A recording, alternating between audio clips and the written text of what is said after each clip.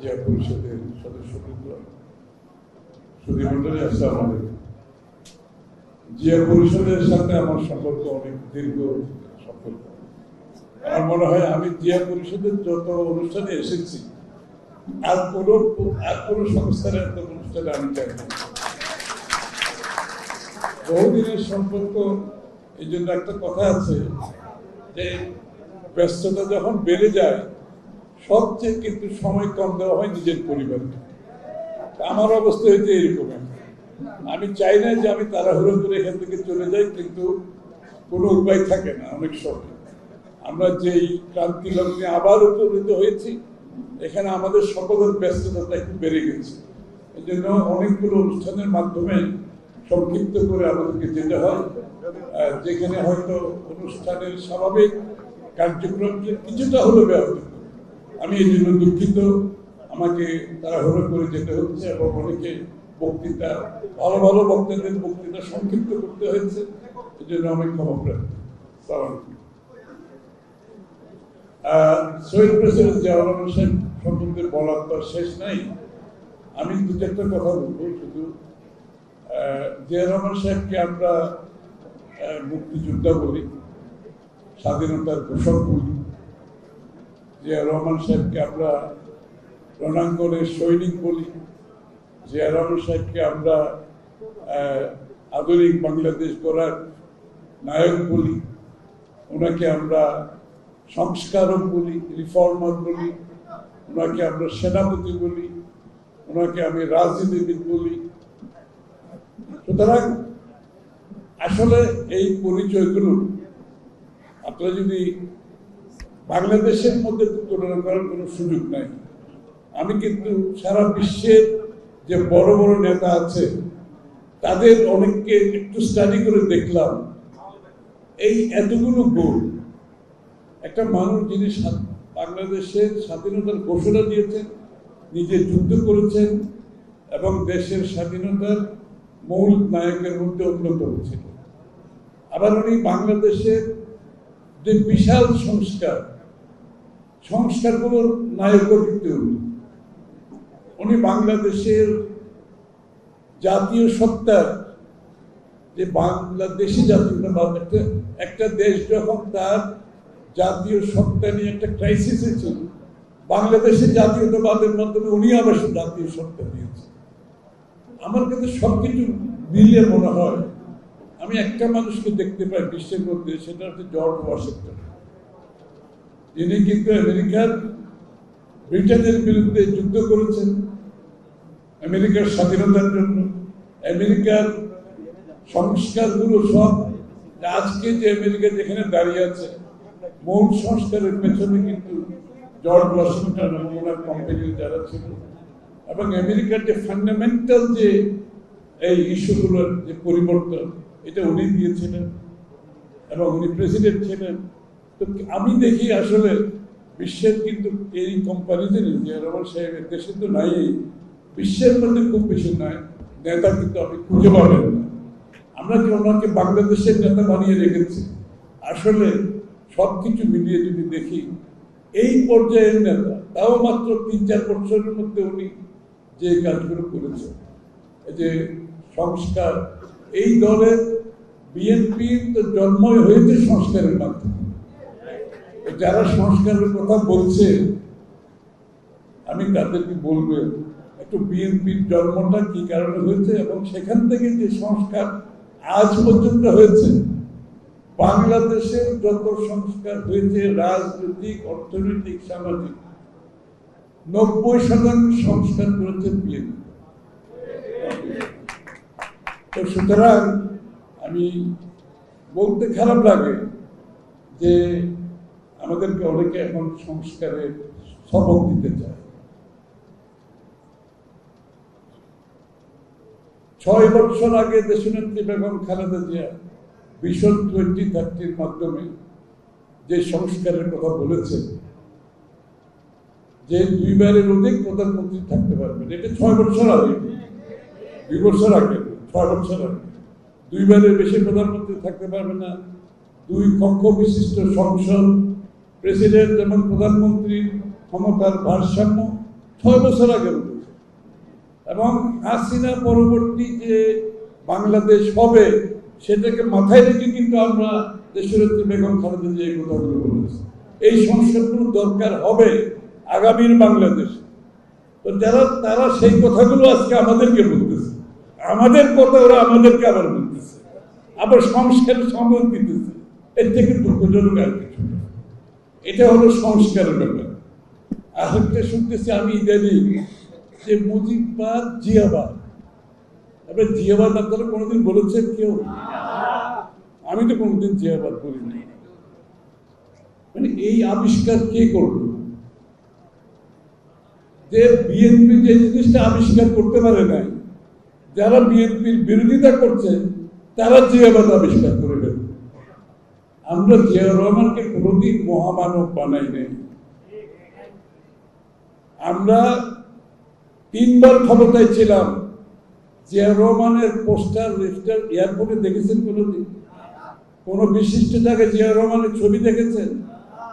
আমরা ক্ষমতাকালীন সময়ে আমরা কি জিয়াউর রহমানের মূর্তি বানিয়ে রাস্তায় দিয়েছি?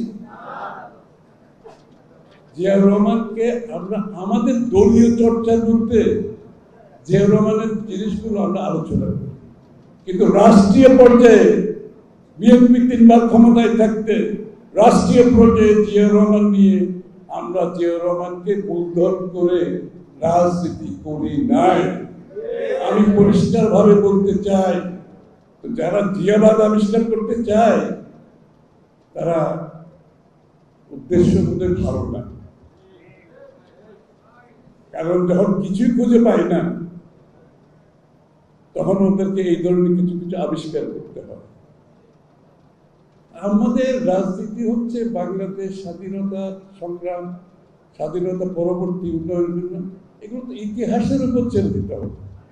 ইতিহাস কথা বলবে। আমাদের সমস্যা হয় কি, যখন রাজনীতিবিদরা ইতিহাসবিদ হয়ে যায় তখন এই সমস্যা। বিএনপির রাজনীতিবিদরা ইতিহাসবিদ হতে চায় না। পরিষ্কার করে বলতে চাই, আপনারা তো সব আমার চেয়ে অনেক বিজ্ঞ মানুষ। জিয়া পরিষদের সব আপনারা নামি দামি শিক্ষিত সুশিক্ষিত মানুষ, আমি তার বলার দরকার হয় না। আমরা রাজনীতিবিদরা ইতিহাসবিদ হব না। আওয়ামী লীগের লোকজন ইতিহাসবিদ হয়েছে, আর এখন দেখা যাচ্ছে নতুন নতুন ইতিহাসবিদ বের হয়ে যাচ্ছে। এরা আবার নতুন নতুন ইতিহাস আবিষ্কার করতেছে। এই হলো ইতিহাসের কথা। আর একটা কথা বলে আমি বক্তব্য শেষ করে আমাকে যেতে হবে, সেটা হচ্ছে যারা আজকে সরকার গঠিত হয়েছে প্রফেসর ডক্টর ইউনূসের নেতৃত্বে, আমরা সমস্ত জাতি, সমস্ত রাজনৈতিক দল, বাংলাদেশের সকল মহলে সমর্থনে কিন্তু এই সরকার গঠিত হয়েছে।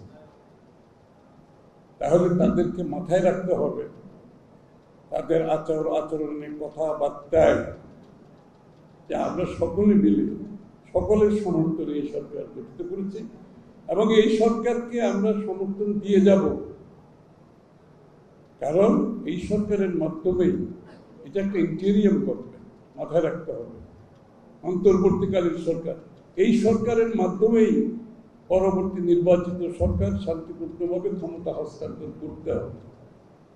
এই জন্য আমরা এই সরকারকে সকলে সমর্থন করে আজকে সরকারকে সহযোগিতা করছি এবং এই সরকার গঠিত হওয়ার জন্য সহযোগিতা করছি।